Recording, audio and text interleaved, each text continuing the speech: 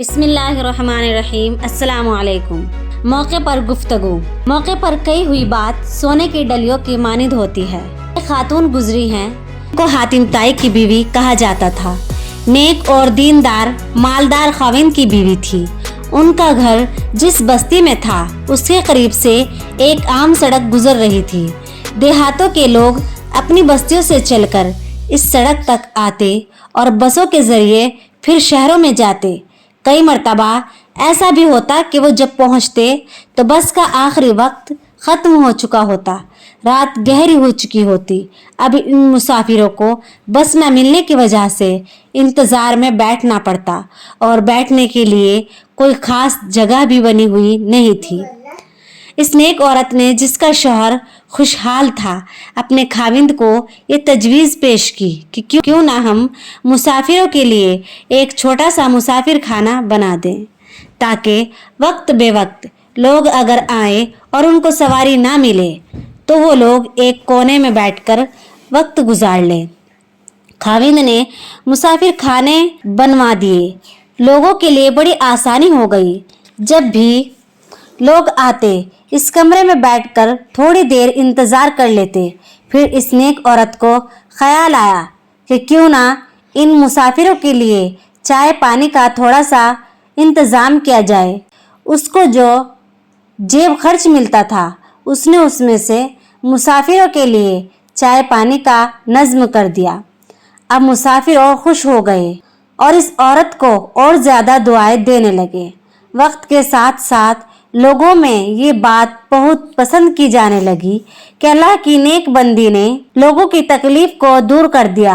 यहाँ तक कि उसको और चाहत हुई। उसने अपने खाविंद को कहा कि अल्लाह ताला ने हमें बहुत कुछ दिया है, अगर खाने के वक्त में इन मुसाफिरों को खाना भी खिला दिया करें तो इसमें कौन सी बड़ी बात है। अल्लाह के दिए हुए में से हम लगाएंगे। चुनांचे खाविंद मान गया। नेक बीवियाँ अपने खाविंदों से नेकी के काम करवा दिया करती हैं। ये नहीं होता कि कोई तो ताजमहल बनवाए और कोई गुलशन आरा का बाग बनवाए, तो ये बेवकूफ़ी की बातें हैं कि दुनिया की चीज़ें बनवा ली। ये क्या यादगार हुई? यादगार तो वो थी जो जुबैदा खातून ने छोड़ी, कि जिनकी नहर से लाखों इंसानों ने पानी पिया और अपने नामे अमाल में उसका अजर लिखा गया। तो नेक बीवियाँ अपने खाविंदों से हमेशा नेक कामों में खर्च करवाती हैं। शौहर ने मुसाफिरों के लिए खाने का इंतज़ाम भी कर दिया। लिहाजा जब मुसाफिरों को खाना भी मिलने लगा तो बहुत से मुसाफिर रात में वहां ठहर जाते और अगले रोज़ बस पकड़कर अपने मंजिल की तरफ रवाना हो जाते। यहाँ तक कि वहाँ पर 150 मुसाफिर रहने लग गए।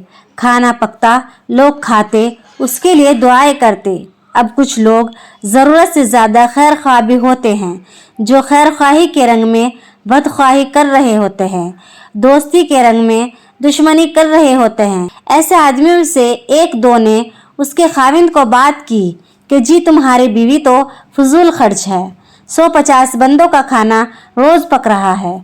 ये फारिग किस्म के लोग, निकट्टू और नालायक किस्म के लोग आकर यहाँ पड़े रहते हैं, खाते रहते हैं। तुम्हें अपने माल का बिल्कुल एहसास नहीं, ये तो तुम्हें डुबो कर रख देगी। उन्होंने ऐसी बातें कही कि खाविंद ने कहा कि अच्छा, हम उनको चाय पानी तो देंगे, अलबत्ता खाना देना बंद कर देते हैं।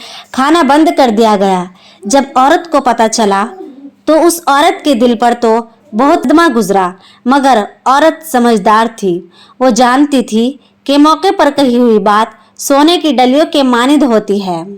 इसलिए मुझे अपने खाविंद से उलझना नहीं, मौके पर बात करनी है, ताकि मैं अपने खाविंद से बात कहूँ और मेरे खाविंद को बात समझ में आ जाए। चुनांचे 2-4 दिन वो खामोश रही।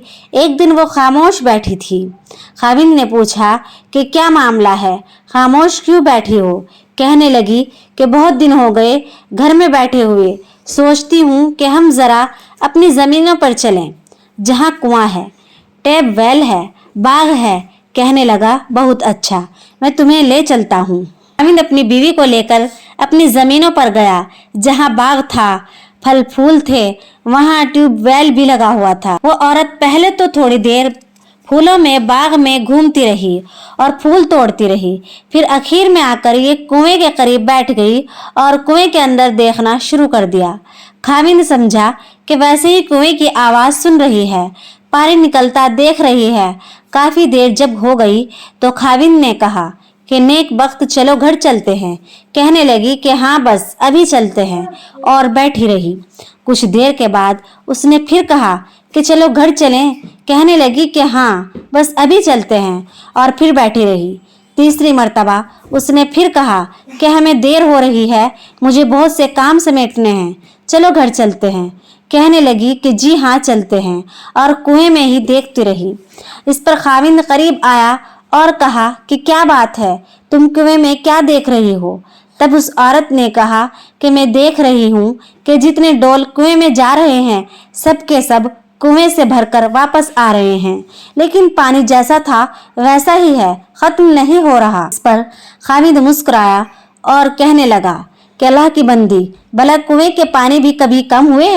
ये तो सारा दिन और सारी रात भी अगर निकलता रहे और डोल भर भर कर आते रहे तब भी कम नहीं होगा। अल्लाह ताला नीचे और भेजते रहते हैं। जब इस मर्द ने ये बात कही तब इस समझदार खातून ने जवाब दिया।